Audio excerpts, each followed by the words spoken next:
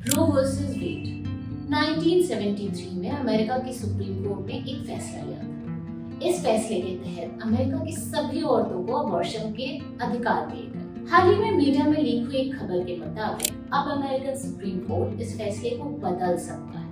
अगर ऐसा होता है तो अमेरिका की सभी औरतों से अबॉर्शन का अधिकार छीनने की संभावना जताई जा रही है। ये साल 2022 है, तो क्या अमेरिका ही इकलौता देश है जहां आज भी औरतें लोग अबॉर्शन के अधिकार के लिए एक बार फिर से सड़कों पर हैं? जी नहीं। साल 2020 में अर्जेंटीना में औरतों को अबॉर्शन का अधिकार, पोलैंड में एक बार फिर से महिलाएं अबॉर्शन के अधिकार के लिए प्रदर्शन कर रही हैं। इजिप्ट, फिलीपींस, एल सल्वाडोर, माल्टा ऐसे कुल 24 देश आज भी इस दुनिया में मौजूद हैं जहां अबॉर्शन पूरी तरीके से बैन है। आज हम बात करेंगे भारत में मौजूद अबॉर्शन के कानून की। क्या आप जानते हैं भारत का जो MTP एक्ट है उसे एक प्रगतिशील एक्ट माना जाता है? तो चलिए आज FII एक्सप्लेन्स के इस वीडियो में हम जानेंगे medical termination of pregnancy act का इतिहास। यह एक्ट कब अस्तित्व में आया?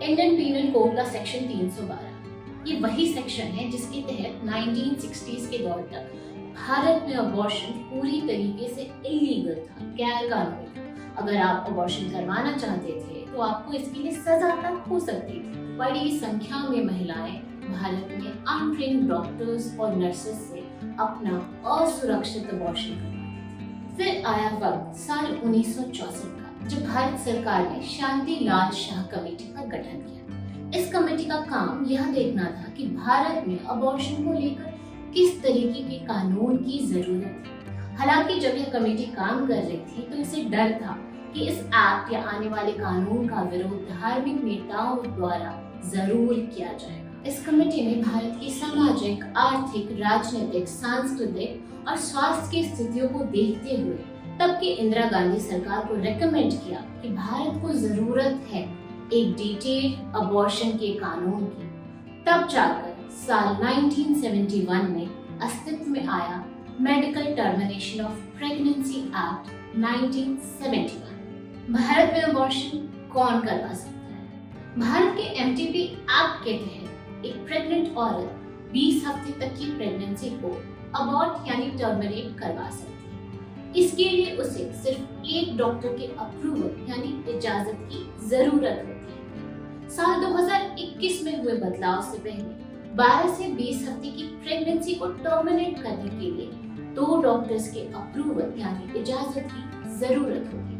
स्पेशल केसेस में एक महिला 20 से 24 हफ्तों तक की प्रेगनेंसी को भी टर्मिनेट करवा सकती है अगर एक महिला नाबालिग हो, रेप सर्वाइवर हो या फिर विकलांग हो। यह पीरियड पहले केवल 30 हफ्तों तक ही सीमित था, लेकिन साल 2021 में हुए अमेंडमेंट्स के बाद इसे 20 से बढ़ाकर 24 हफ्ते कर दिया गया है।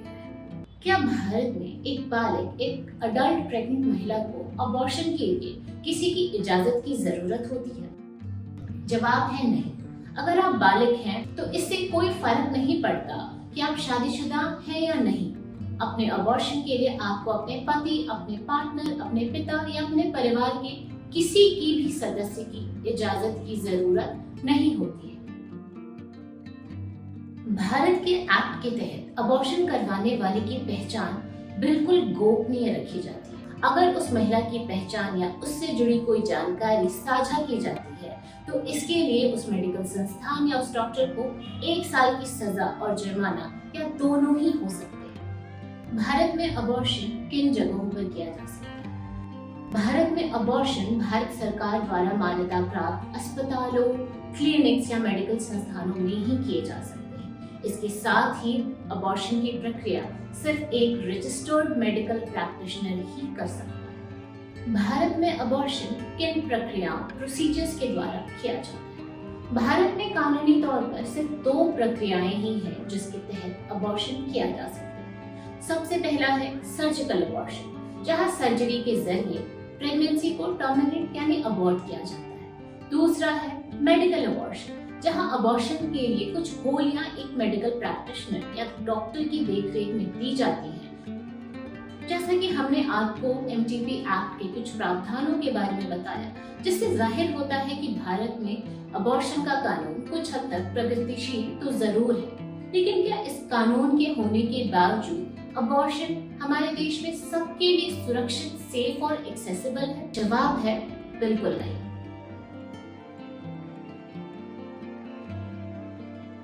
इस एक्ट की सबसे बड़ी कमियों में से एक है इस एक्ट की भाषा। ध्यान दीजिएगा कि इस पूरे एक्ट में हर जगह एक शब्द का इस्तेमाल किया गया है, प्रेग्नेंट वुमेन, जो अबॉर्शन के अधिकार को सिर्फ और सिर्फ देश की सिसजेंडर हेटेरोसेक्सुअल महिलाओं तक ही सीमित करता है। इस एक्ट की भाषा की वजह से, इसके इंक्लूसिव ना होने की वजह से ट्रांस और नॉन बाइनरी लोग अबॉर्शन के अधिकार से दूर हो चुके हैं। एक्ट अबॉर्शन को महिलाओं के अधिकार के रूप में नहीं देखता, क्योंकि अगर एक महिला, एक प्रेग्नेंट महिला अपना अबॉर्शन करवाना चाहती है तो इसके लिए उसकी मर्जी से अधिक एक डॉक्टर की परमिशन मायने रखती है। वह डॉक्टर चाहे तो उसे अबॉर्शन की परमिशन दे सकता है या नहीं भी दे सकता है। एक महिला अगर वह 24 हफ्तों के बाद अपना अबॉर्शन स्पेशल केसेस में करवाना चाहती है, इसके लिए उसे मेडिकल बोर्ड की इजाजत लेनी पड़ेगी। मेडिकल बोर्ड का गठन होगा, उसमें शामिल मेंबर्स को ढूंढा जाएगा, फिर वह मेडिकल बोर्ड अपना फैसला लेगा कि वो महिला अबॉर्शन करवा सकती है कि नहीं। यह अपने आप में कितनी जटिल और थका देने वाली प्रक्रिया साउंड करती है।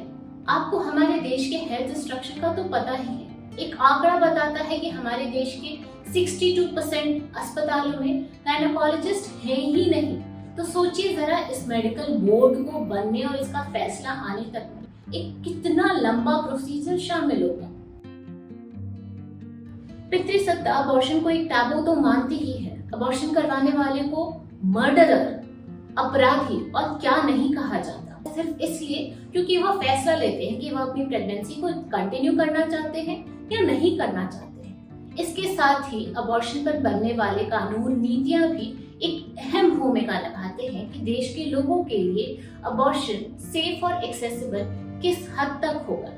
इसीलिए जरूरी है कि अबॉर्शन पर बनने वाले सभी कानून और नीतियां इंक्लूसिव हो, उनमें राइट बेस्ड अप्रोच शामिल हो। यह अबॉर्शन को महिलाओं और सभी लोगों के लिए एक स्वास्थ्य से जुड़ा मुद्दा माने, उनका अधिकार माने।